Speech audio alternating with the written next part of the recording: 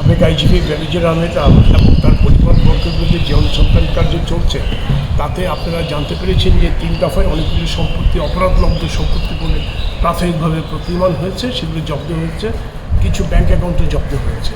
এখন তার অনুসন্ধান কার্য চলছে দ্রুত গতিতে। এখন ওনাকে প্রথমবার সময় দেওয়া হয়েছিল, কিন্তু উনি আসেননি। আসার জন্য জিজ্ঞাসাবাদ করার জন্য ওনাকে একটি নির্দিষ্ট তারিখ দিয়েছিল, সেটা আসেননি।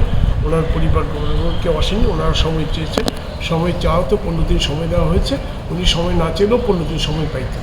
এটা কমিশনের নিজস্ব একটা ক্ষমতা আছে এবং কমিশন আসলে ওনাকে জিজ্ঞাসাবাদের মুখোমুখি করতে চেয়েছে ন্যায় বিচার নিশ্চিত করার জন্য। কারণ ওনারও তো একটা বক্তব্য থাকতে পারে, হয়তো দুদক যেটা বলছে হয়তো উনি এটা অস্বীকার করতে পারেন বা এটা ঠিক নাও হতে পারে।